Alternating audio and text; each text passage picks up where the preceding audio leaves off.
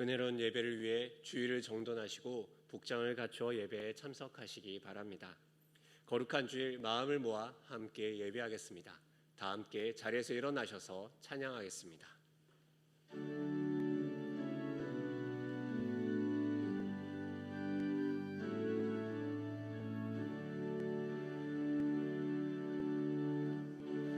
우리 모일 때 주 성령이 임하리. 우리 모일 때 주 이름 높이리. 우리 마음 모아 주를 경배할 때 주님 축복하시리.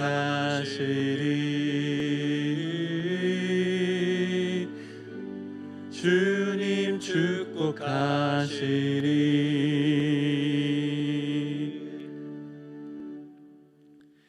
믿음이 없이는 하나님을 기쁘시게 하지 못하나니 하나님께 나아간 자는 반드시 그가 계신 것과 또한 그가 자기를 찾는 자들에게 상 주신이심을 믿어야 할지니라.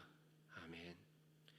믿는 자들의 피난처가 되시는 하나님 아버지, 지난 한 주간도 크신 능력으로 저희들을 붙들어 주시고 진리 가운데 인도해 주신 은혜에 감사를 드립니다. 주님 안에서 평안을 누리며 살던 저희들이 코로나의 어려움 속에도 주님을 기억하며 예배로 나아갑니다. 넓고 안전한 날개를 펴주셔서 오늘 주님 안에서 예배하는 우리 모두가 안식과 기쁨을 누리게 하여 주옵소서. 들려주시는 말씀을 들을 때 우리 심령이 기름진 골수를 먹은과 같이 참된 만족을 얻게 하여 주옵소서. 예수님의 이름으로 기원하옵나이다. 아멘. 찬송가 20장으로 하나님께 영광 올려드리겠습니다.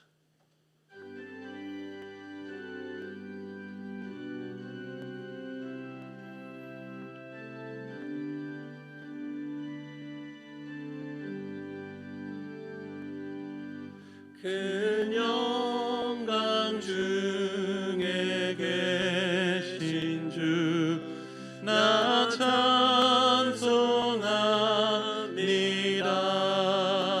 찬송합니다. 영원히 계신 주 이름 나 찬송합니다. 한없이 크신 능력을 나 찬송합니다.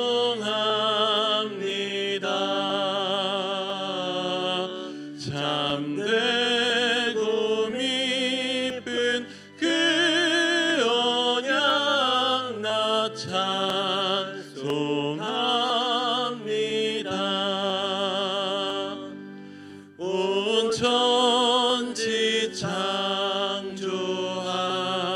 창조하시던 그 말씀 힘있어 영원히 변치 않는 줄 나 믿사옵니다.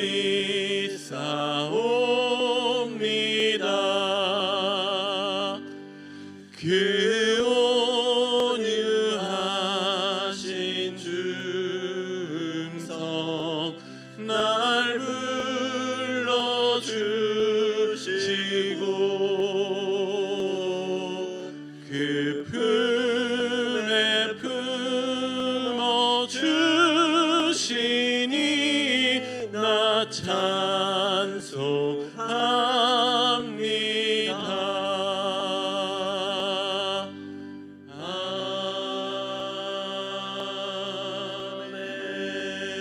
아멘. 자리에 앉으시겠습니다. 시편 2편의 말씀으로 성시를 교독하겠습니다. 성시 교독문은 화면을 참조해 주시기 바랍니다. 어찌하여 이방 나라들이 분노하며 민족들이 헛된 일을 꾸미는가? 세상의 군왕들이 나서며 관원들이 서로 꾀하여 여호와와 그의 기름 부음 받은 자를 대적하며 우리가 그들의 맨 것을 끊고 그의 결박을 벗어버리자 하는도다. 하늘에 계신 이가 웃으시며 주께서 그들을 비웃으시리로다. 그때 분을 바라며 진노하사 그들을 놀라게 하여 이르시기를 내가 나의 왕을 내 거룩한 산 시온에 세웠다 하시리로다. 내가 여호와의 명령을 전하노라. 여호와께서 내게 이르시되 너는 내 아들이라. 오늘 내가 너를 낳았도다. 내게 구하라. 내가 이방 나라를 내 유업으로 주리니 내 소유가 땅 끝까지 이르리로다. 아멘. 다 같이 기도하시겠습니다.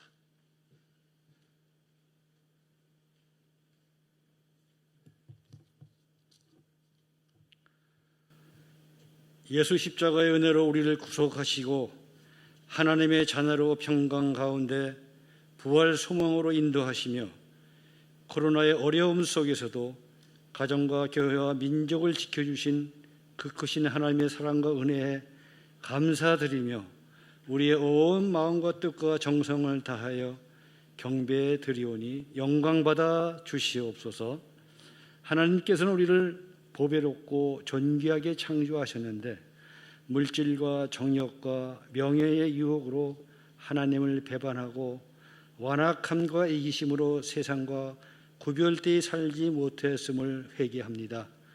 예수님의 보혈로 우리 죄를 사하셔서 정결한 마음으로 하나님이 기뻐 받으시는 온전한 예배를 드릴 수 있도록 인도하옵소서.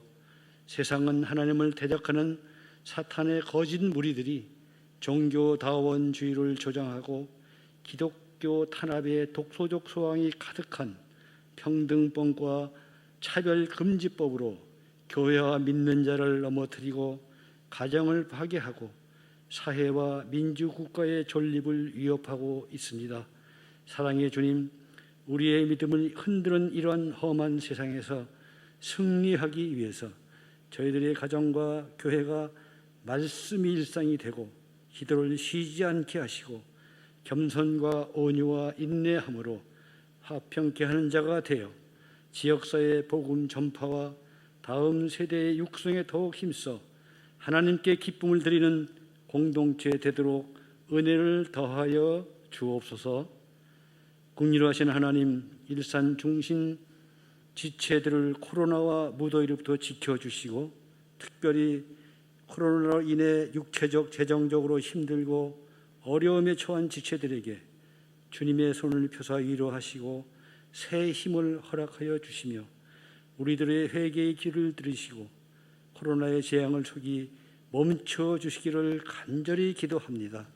사랑의 하나님, 76년 전 8월 우리 민족에게 해방과 독립을 허락하시고 선진국으로 발돋움할 수 있도록 인도하신 은혜를 감사드립니다. 역사를 주관하시는 하나님, 우리의 생명과 가정, 교회와 국가의 흥망성쇠는 하나님의 주권하에 있음을 믿음으로 고백하며 주님의 도우심을 간구하오니 민족의 위정자들에게 하나님을 경외하는 지혜를 부어주시고 온 민족이 마음을 찢고 회개하며 하나님이 우리의 주인이심을 인정하고 경외함으로 복을 받아 평화적 통일을 이루고 열방을 향한 도구 되도록 은혜를 허락하여 주시옵소서. 김성희 목사님 성령 충만하심으로 말씀을 선포하실 때 그 능력의 말씀이 우리의 심령을 더욱 강건케 하셔서 예수 복음을 기쁨으로 전하며 사탄과 전쟁에서 승리하는 강한 군사 되도록 은혜를 더하여 주옵소서.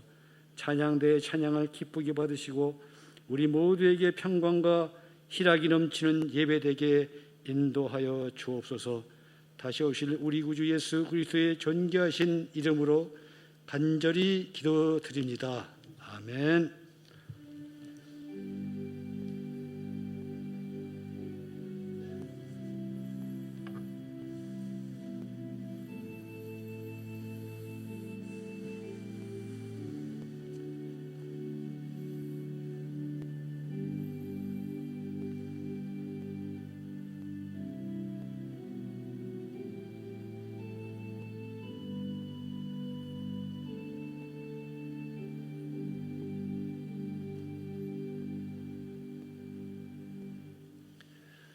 다 같이 자리에서 일어나셔서 마음과 정성을 다해 드린 예물을 하나님께 봉헌하겠습니다.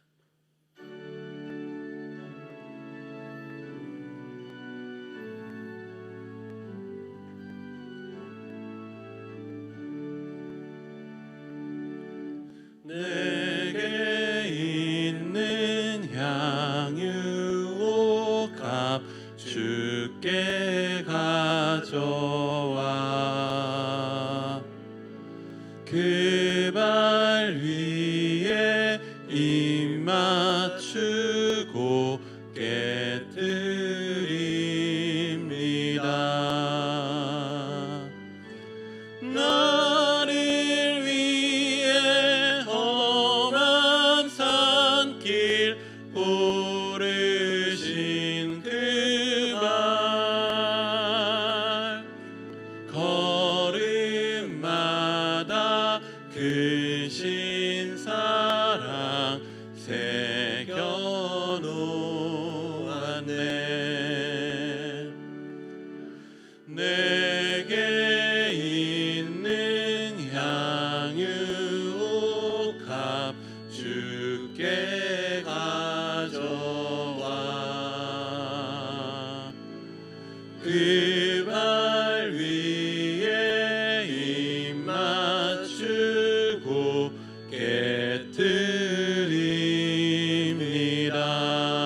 깨뜨립니다. 주님 다시 이 땅 위에 임하실 그때 주의 크신 사랑으로 날 받아주소서.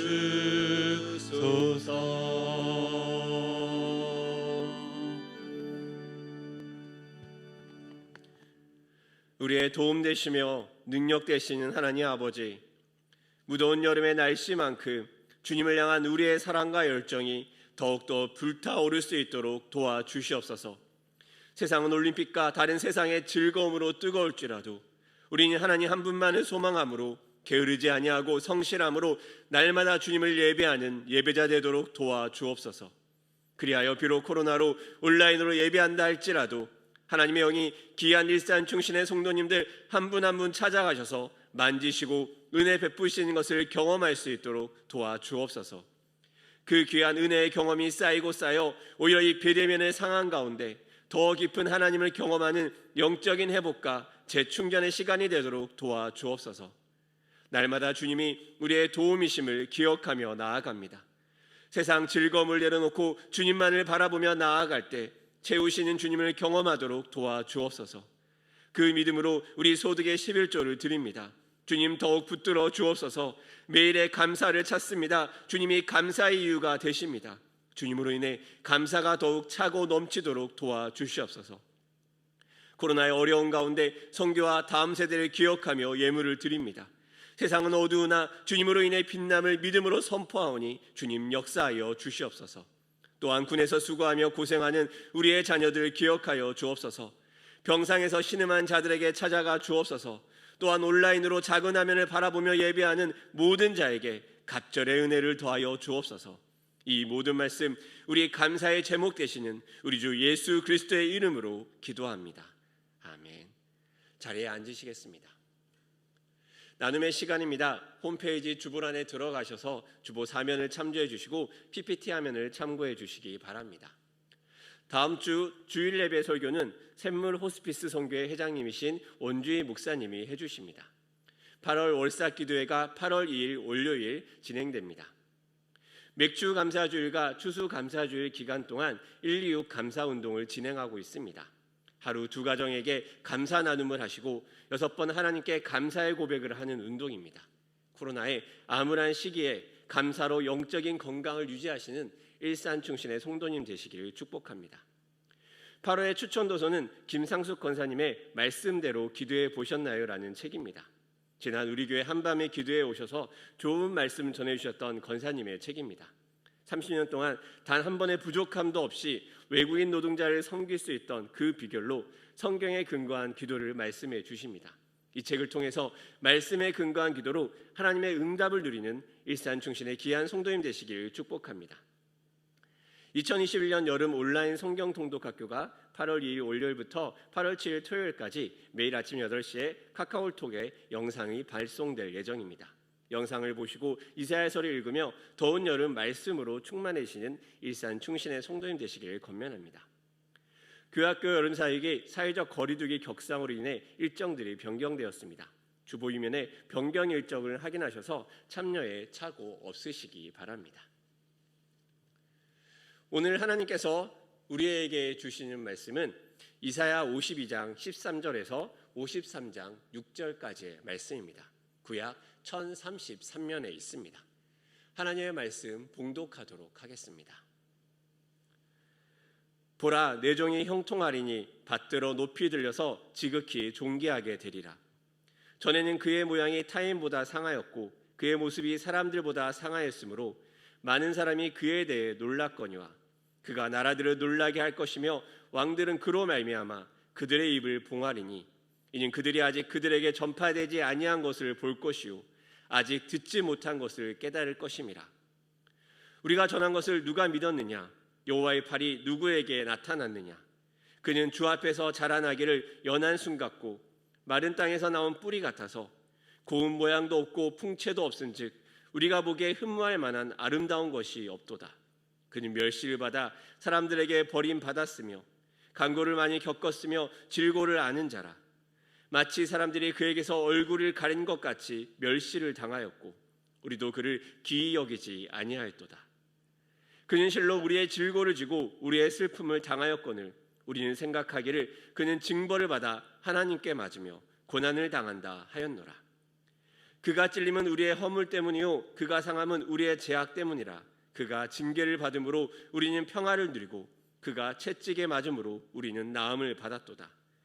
우리는 다 양 같아서 그릇 행하여 각기 제 길로 갔거늘 여호와께서는 우리 모두의 죄악을 그에게 담당시키셨도다. 아멘. 이 시간 찬양대의 찬양이 있겠습니다.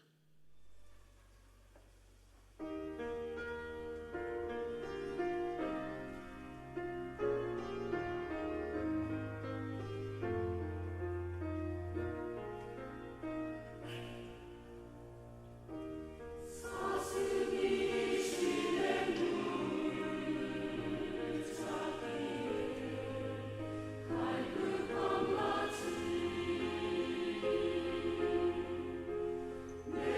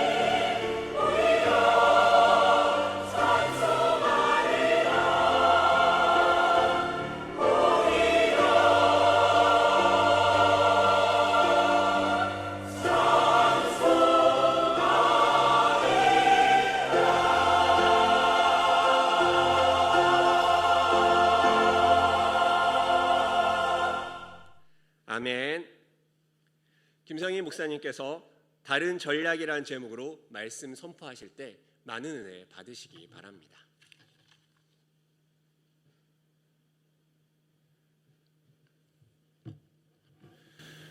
네, 우리 예배 가운데 나오신 성도님들 주님의 이름을 환영합니다.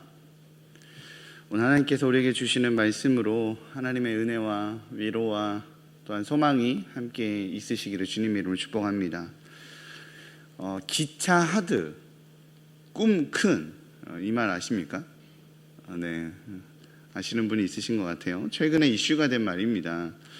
무엇인지 혹시 아시는 분들이 얼마나 있을지 모르겠는데요. 지난 7월 24일 도쿄올림픽 49kg 태권도 결승에서 스페인 태권도 선수인 아드리아나 세레노 이글레시아스, 이름이 너무 힘드네요.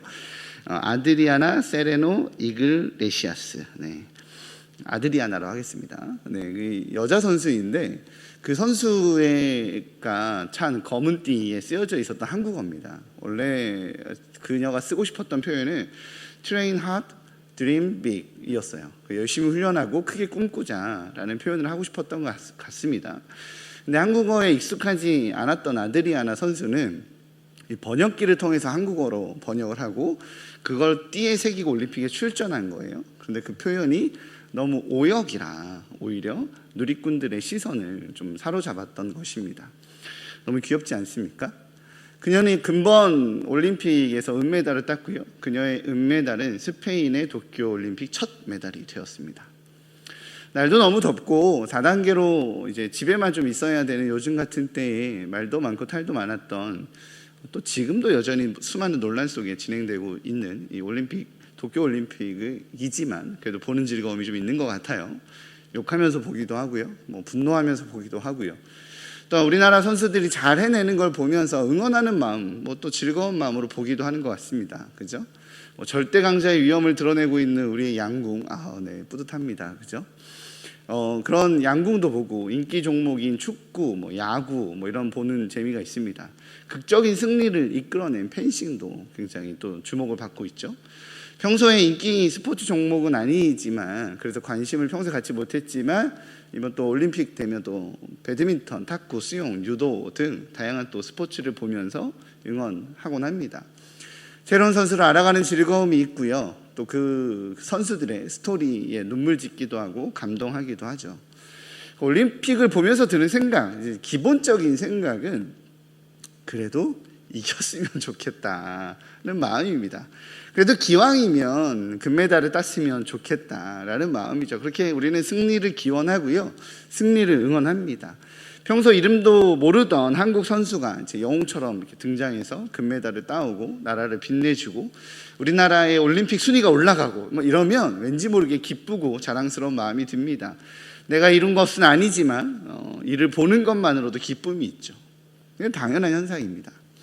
그런데 오늘은 좀 다른 마음으로 뿌듯한 종목이 있어서 좀 소개하려고 해요. 뭐냐면 태권도입니다.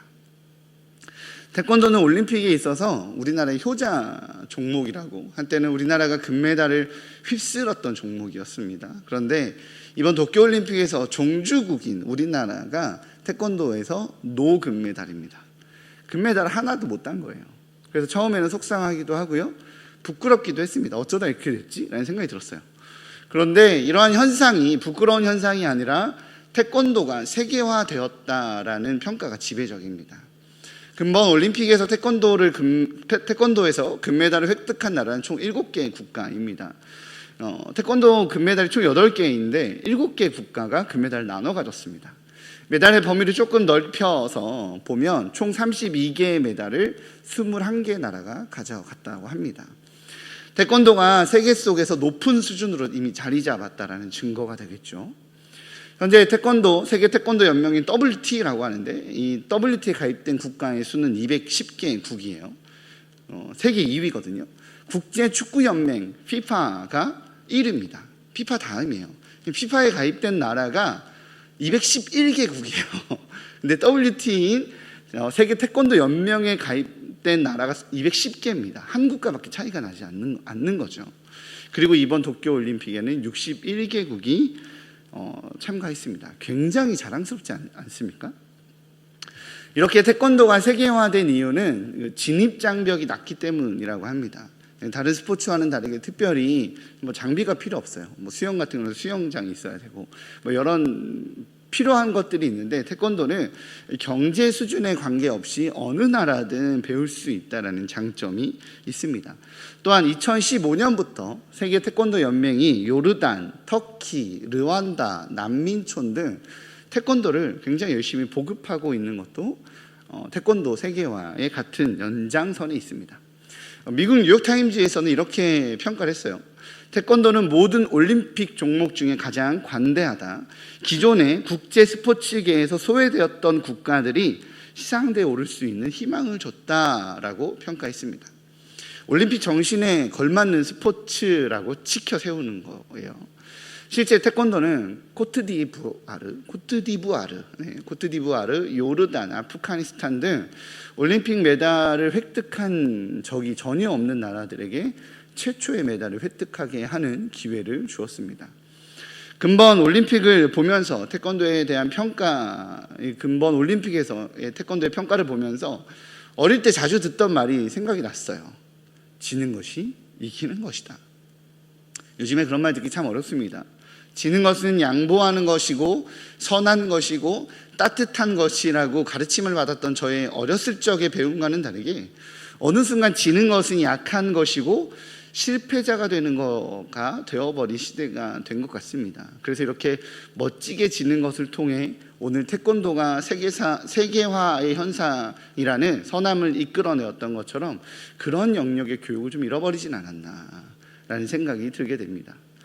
도쿄올림픽에서 금메달을 못 딴 우리나라 태권도는 진 것 같지만 사실은 태권도라는 가치와 영역이 확장된 것으로 보았을 때 태권도 자체는 이긴 것으로 봐야 한다는 거죠. 그렇게 오늘 말씀에서 지는 것이 이기는 것 되는 하나님의 지혜가 담긴 전략을 좀 보고자 합니다. 진정한 승리를 위해 지는 것을 선택하는 것을 두려워하지 않으신 이 세상과 다른 하나님의 전략을 좀 살펴보려고 합니다. 오늘 본문은 이사야 52장 후반절에서부터 시작이 됩니다. 그래서 이사야 52장 앞부분의 내용을 좀 먼저 보려고 해요. 이사야 52장 앞부분의 내용은요, 하나님께서 예루살렘을 부속하시겠다, 내가 너희들을 지키겠다라고 말하는 그 의지를 보이는 장면이세요. 여호와 하나님께서 열방의 목전에서 그의 거룩한 팔로 시온을, 예루살렘을 지키겠다라고 약속하시는 내용이 52장 앞부분 내내 나옵니다. 52장 12절에 보면 여호와께서 너희의 앞에서 행하시며 이스라엘의 하나님이 너희 뒤에서 호위하시리니 라고 나옵니다. 그렇게 말씀하시죠. 하나님께서는 이렇게 이스라엘을 호위하겠다라고 52장 전반부를 통해서 약속하셨습니다. 그리고 오늘 본문인 13절부터는 그 약속을 이행하는 내용이 나옵니다. 하나님의 보호하심과 돌봄의 약속이 있었으니 자연스럽게 어떤 이야기가 뒤에 나와야 맞죠? 내가 너 지키겠다, 그거 내가 지켜줄게, 그거 내가 언약할게 라고 했으니 추정하기로는 이제 기적을 일으키시는 하나님의 권능의 이야기가 나와야 할 것 같습니다. 내가 이러한 기적으로, 내가 하늘을 들어서 내가 이러한 능력으로 너희를 지킬게 라는 그런 하나님의 기적의 이야기가 나오거나, 아니면 다윗 왕처럼 모든 전쟁에서 승리하여 이스라엘을 회복시키는 하나님의 사도에 대한 이야기가 있어야 될 것 같습니다. 그래서인지 그 전자이냐 후자이냐 봤을 때 오늘 본문은 후자를 선택한 것 같아요. 그래서 이제 오늘 본문은 하나님께서 보내시는 하나님의 종에 대한 이야기로 시작됩니다. 늘 그러하셨듯이 사사시대 때에는 사사들을 보내셨던 것처럼, 애굽의 노예로 있을 때 모세를 보내셨던 것처럼 주님께서는 당신의 종을 보내시고 주님께서 보낸 그 종을 통해 이스라엘을 보호하겠다라고 설명하십니다.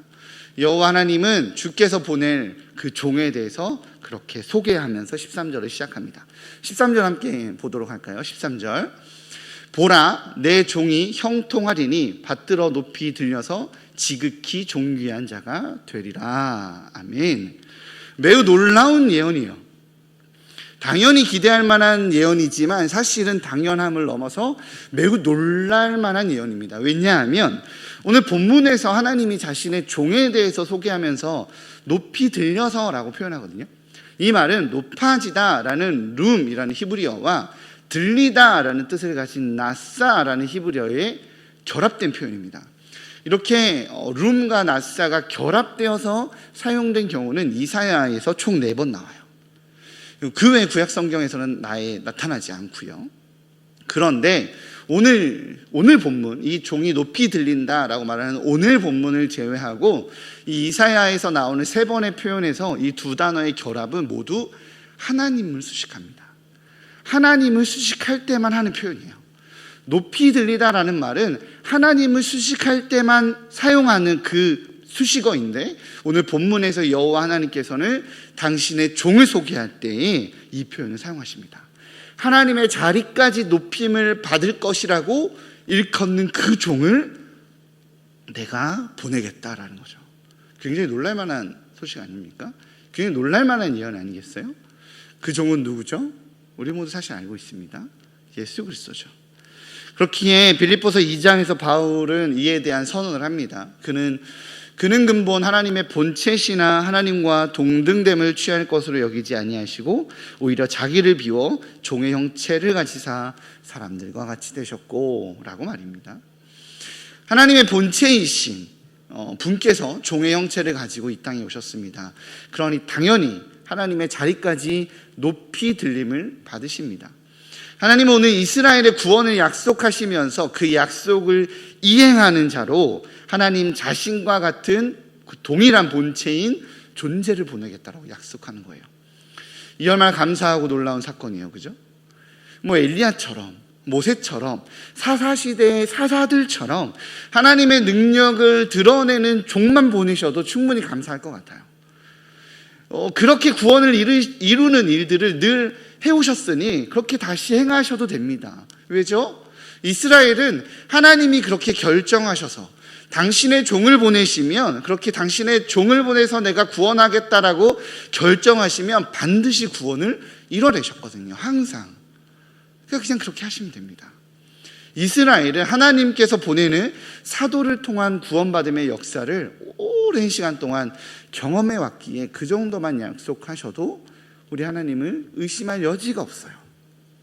그런데 오늘 하나님께서는 지금껏 보내지 않았던 종, 지금까지 내가 보냈던 종과 비견할 수 없는 하나님처럼 높이 들려질 종을 보내겠다라고 약속하십니다. 이 얼마나 놀라운 사건입니까? 이 얼마나 감사한 고백이에요. 이처럼 하나님께서는 이스라엘에게 전에 존재하지 않았던 종의 파송을 통해 그들을 지키고 보호하겠다라는 언약을 이행하시고자 합니다. 그런데 하나님께서 파송을 약속한 이 종에 대한 설명이 좀 이상합니다. 14절입니다. 14절 같이 읽어보도록 하겠습니다. 전에는 그 모양이 타인보다 상하였고 그의 모습이 사람들보다 상하였으므로 많은 사람이 그에 대하여 놀랐거니와. 아멘. 하나님께서는 당신이 파송하시겠다라고 하는 약속의 종의 모습을 설명해 주면서 그의 모습이 사람들보다 상하였다라고 말씀하십니다. 그 말의 뜻은 종의 모습이 신의 진노로 인해 상함을 받은 모습이다라고 표현한 거예요. 단순히 신체나 외모가 아름답지 못하다라는 말이 아니라 여호와의 종의 탄생과 신분과 삶 그 전체가 하늘의 저주를 받은 자처럼 처참한 모습이라고 말하는 겁니다. 바로 그런 표현이에요. 그 상함이 얼마나 심각했는지 많은 사람들이 이 종의 모습을 보고 놀랐다라고 표현하시죠. 한국어 표현으로는 참 순화해서 번역했습니다. 이 놀랐거니와라고 하는 표현을 사맴이라고 하여서 정확한 뜻은 오싹하다라는 뜻입니다. 오싹하다. 하나님께서 당신의 종으로 불렀던 모세는요, 애굽의 왕자의 신분도 있었고 나름 외모도 수려했습니다. 다윗도 얼굴에서 빛이 났다라고 했어요. 당연합니다.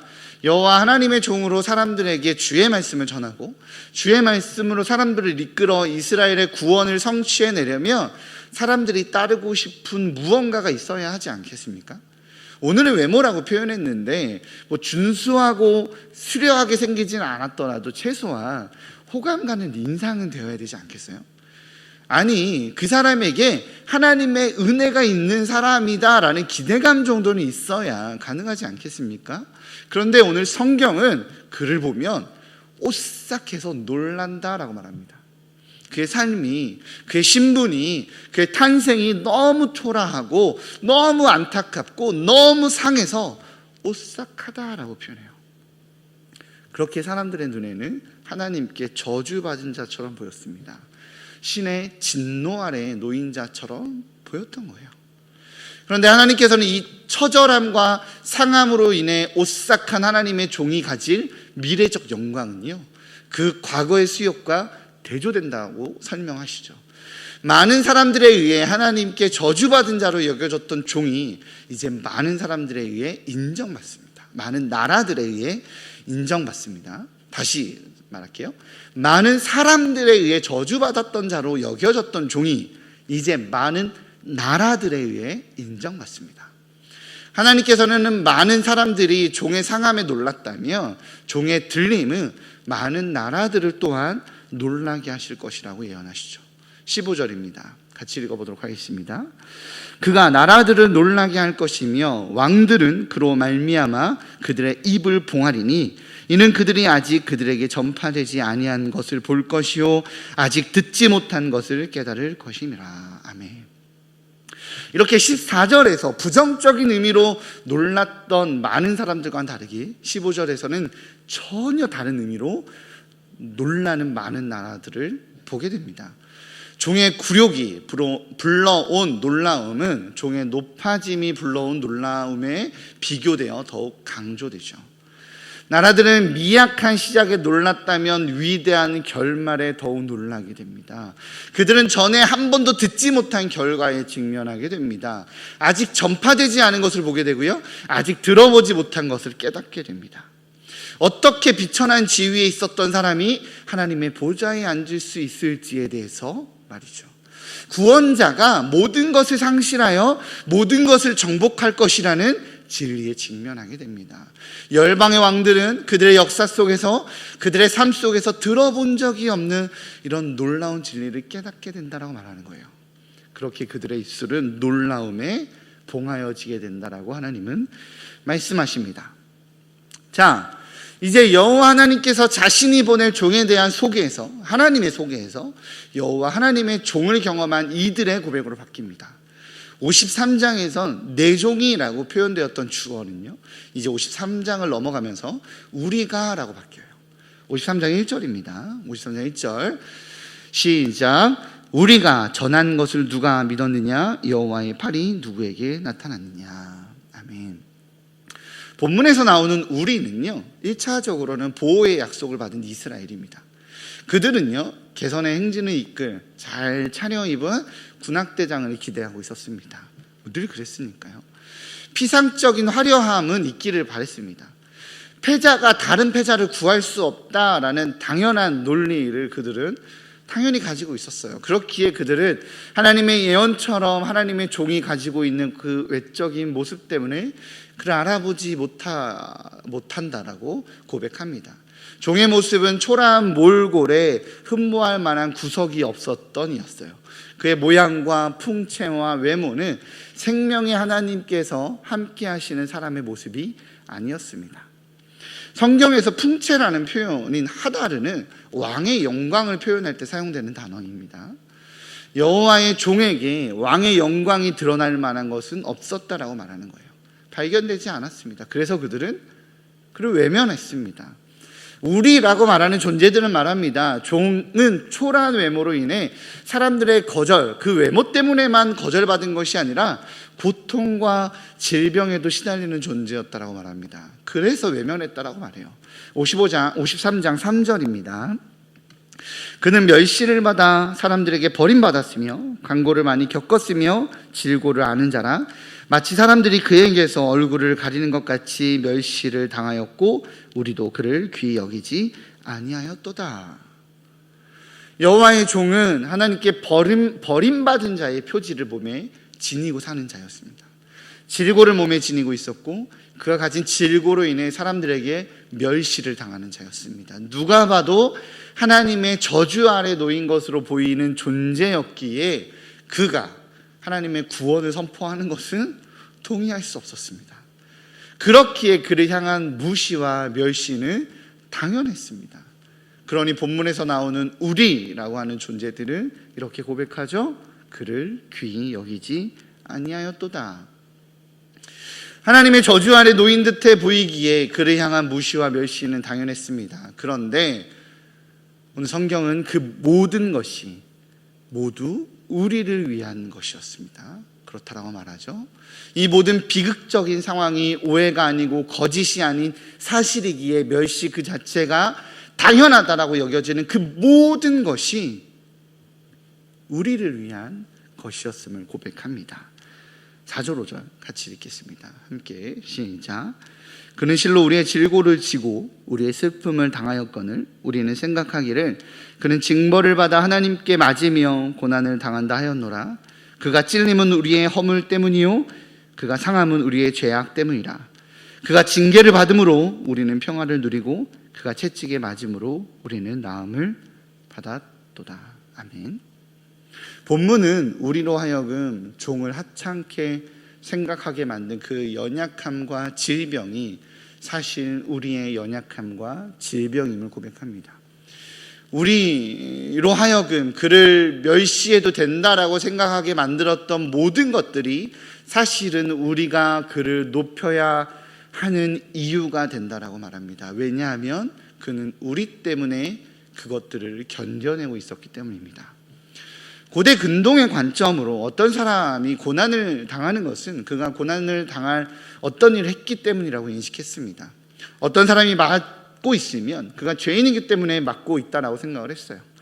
그가 질병에 걸렸으면 그에 합당한 죄를 지었기에 감당해야 되는 당연한 결과라고 생각했습니다. 그렇기에 여호와의 종이 감당하는 사역은 충격을 주는 거예요. 그는 우리가 죄인이기 때문에 맞았습니다. 우리가 질병을 가진 존재이기 때문에 질병을 가졌던 겁니다. 우리가 징벌을 받아야 하기에 그가 징계를 맞은 거죠. 종은 그의 백성과 함께 고난을 당한 것이 아니라 그의 백성을 위해 고난을 당했습니다. 우리는 하나님이 이 사람을 자신의 죄와 실패 때문에 멸하신다고 생각했지만 사실 그는 우리의 반역의 결과로 찔렸고 우리의 뒤틀림 때문에 상했던 것입니다. 그렇게 여호와의 종은 우리의 패역함의 결과를 떠맡았고 우리는 그를 통해 하나님 나라의 열쇠를 받게 되었습니다.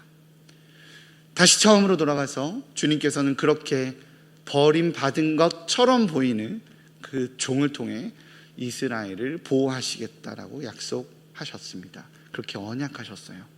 힘과 권능이 필요한 약속인 것 같은데 내가 너희 나라를 지킬게 라고 하면 지켜준다라고 하면 힘으로 권능으로 권세로 세력으로 그 약속을 지키셔야 될 것 같은 때인데 지금껏 해오신 대로 당신의 기적과 능력으로 이스라엘을 보호하겠다라고 하셔야 할 것 같은데 연약하디 연약한 종을 보내어 예루살렘의 모든 이들을 위한 희생으로 이스라엘을 보호하겠다라고 약속하십니다. 그리고 그 하나님의 언약은 예수 그리스도 안에서 성취되죠. 그는 하나님의 본체시나 왕이 아닌 냄새 나는 구유에서 태어나셨고 배척받았으며 외면당했고 십자가에서 저주받은 자처럼 죽어 우리를 구원하셨습니다. 예수님의 십자가 죽음은 패배 같아 보였고 실패 같아 보였지만 승리였습니다. 오늘 본문의 말씀처럼 받들어 높이 들려 나라들을 놀라게 하는 하늘의 지혜자로 모든 죽음의 권세를 깨트리는 권능으로 자신의 사역을 감당하셨습니다. 진정한 승리를 위해 너덜너덜해지신 주님, 진정한 승리를 위해 피폐해지신 주님, 영원한 영광의 승리가 무엇인지 정확하게 알기에 그 길을 선택하신 주님, 그것이 세상과 다른 하나님의 전략이었습니다. 기독교는 이처럼 예수 그리스도 안에서 가장 높은 가치를 가지고 있기에 세상의 가치와 시대의 가치를 넘어 확장되어지고 흘러들어갔습니다. 사랑하는 성도님, 2020년 코로나 바이러스가 등장하고 교회의 많은 사역들이 축소되었습니다. 그리고 공동체도 많이 축소되었습니다. 좀 심하게 표현하자면 너덜너덜해진 것 같습니다. 영적으로 다운되어 있는 성도들을 바라보면서 속상하기도 하고 안타깝기도 합니다.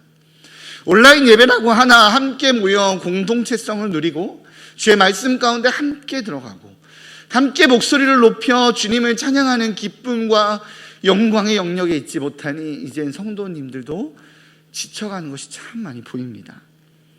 2021년 전반기를 마무리하면서 백신 접종률이 올라가니까 하반기에는 어느 정도 정상화될 수 있지 않을까라는 기대 아래 목회자들은 리콜 프로젝트를 준비하고 있었어요. 다시 돌아옵시다.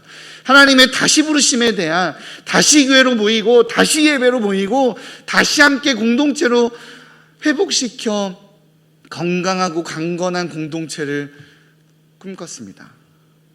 그런데 코로나 델타 바이러스의 등장과 4차 확산으로 다시 4단계가 된 지금 정직하게 마음이 참 많이 불편합니다.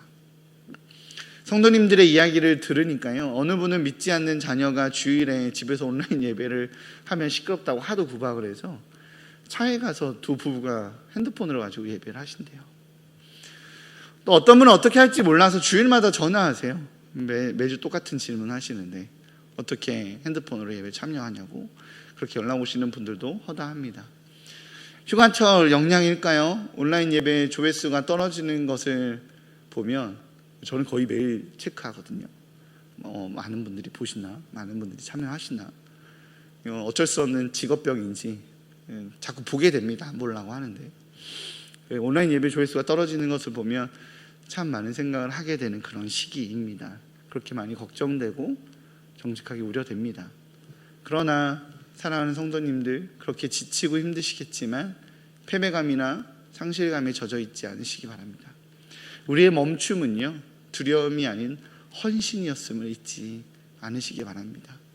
우리의 멈춤은 사랑이었음을 잊지 않으시기 바랍니다. 코로나로 인해서 피폐해진 수많은 소상공인들과 이 땅에서 살아가는 사람들을 보면서 교회는 하나님의 영광을 가리기를 원치 않아서 온라인 비대면 예배로 전환했습니다. 단순히 전염병이 두려워서 숨어버린 것이 아닙니다. 성도들을 보호하고 지역을 보호하고자 했던 거죠. 나라의 징계가 두려워서 움츠러든 것이 아닙니다. 우리는 여전히 더 큰 열정으로 모이기를 갈망하고 예배하기를 갈망합니다. 그러나 예수께서 낮은 자를 품기 위해 낮아지셨던 것처럼, 아픈 자를 위해 질고를 지셨던 것처럼 너무나도 아픈 세상 속에서 함께 아파하며 함께 낮아지는 선택을 한 겁니다. 그렇게 작년 바르실레 헌금으로 그렇게 교회가 힘든 상황에서도 어려운 이웃들을 돌봤습니다.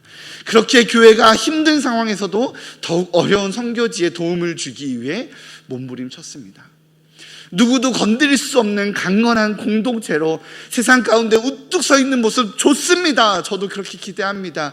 그렇게 강건하고 능력 있는 여호와의 종으로 세상 가운데 서 있는 것도 너무 좋겠습니다. 그러나 그럴 수 없는 지금의 시대에서 조금은 너덜너덜해진 모습으로, 조금은 세상을 위해 같이 아파하기로 결정하는 모습으로 지금의 그리스도인으로 살아가는, 그렇게 살아가기로 결정하고 그렇게 몸부림치는 우리 귀한 일산 충신의 성도님들을 응원합니다.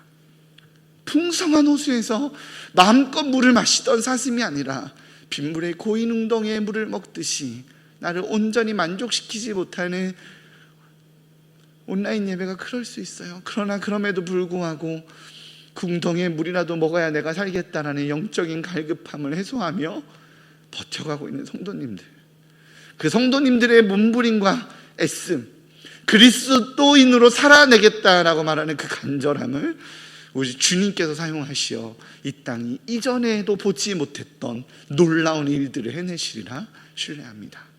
그 신뢰를 가지고 오늘도 세상을 위해, 여호와의 영광을 위해 오늘이라는 삶을 살아내시는 일산 충신의 귀한 성도님들 되시기를 주님의 이름으로 축복합니다. 기도하시겠습니다. 사랑의 주님, 감사합니다. 이 순간에도 있는 자리에서 익숙하지 않은 핸드폰으로, 익숙하지 않은 장비를 가지고 예배하겠다라고, 말씀 듣겠다라고, 우리 공동체에게 주시는 하나님의 음성이 무엇인지 내가 듣기 원한다라고 몸부림치는 당신의 귀한 자녀들에게 하나님 하늘의 위로를 더하여 주시옵소서. 하나님의 다른 전략과 하나님의 선택과 하나님의 인도하심을 신뢰하기에 오늘도 주님 우리에게 주어진 이 예배를 내가 붙들고 신뢰하며 그리스도인답게 살아가겠다라고 결단하는 우리 일산 충신의 성도들에게 하늘의 은혜를 더하여 주시옵소서. 감사합니다. 이 모든 말씀 예수님의 이름으로 기도합니다.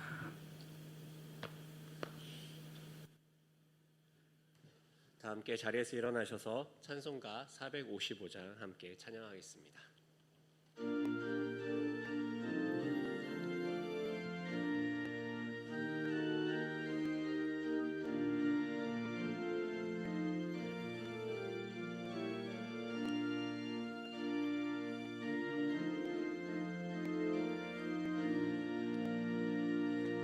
주님의 마음을 본받는 자, 그 맘에 평강이 찾아오면 험악한 세상을 이길 힘이 하늘로부터 임함이로다.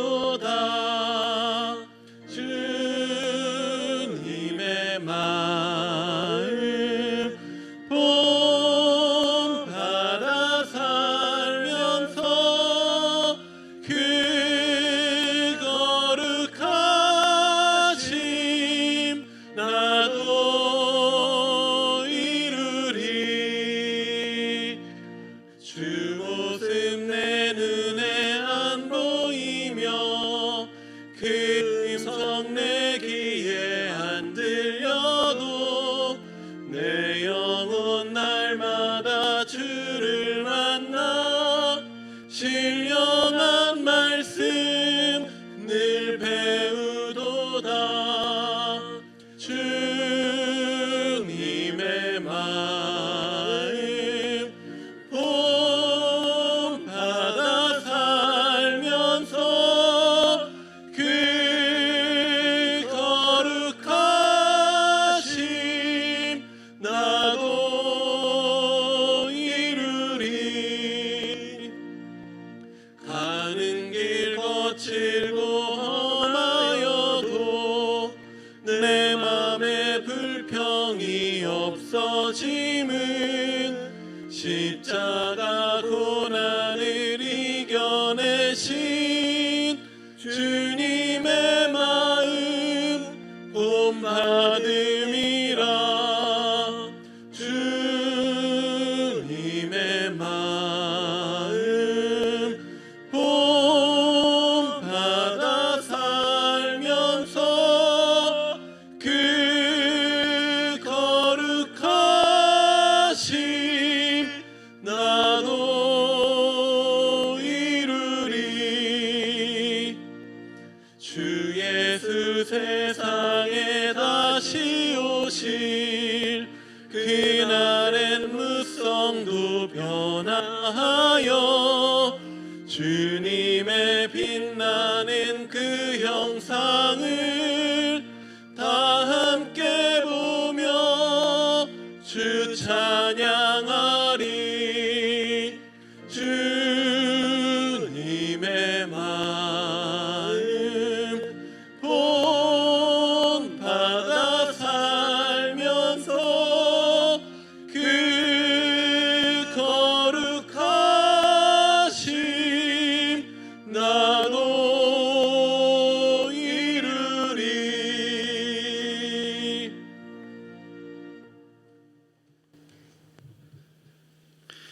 아버지께 참되게 예배하는 자들은 영과 진리로 예배할 때가 오나니 곧 이때라. 아버지께서는 자기에게 이렇게 예배하는 자들을 찾으시느니라. 아멘. 이제는 우리 주 예수 그리스도의 은혜와 하나님의 크신 사랑하심과 성령의 교통하심이 이렇게 주의 예배를 찾기에 목마른 사슴이 하나님 그 물을 찾듯이 시냇가에서 그 물을 찾듯이 주님의 은혜를 찾기에 갈급함으로 주님 앞에 나아오는 일산 충신의 성도들의 모든 머리 위에와 그들의 삶 위에 지금부터 영원까지 늘 함께 있기를 축원하옵나이다.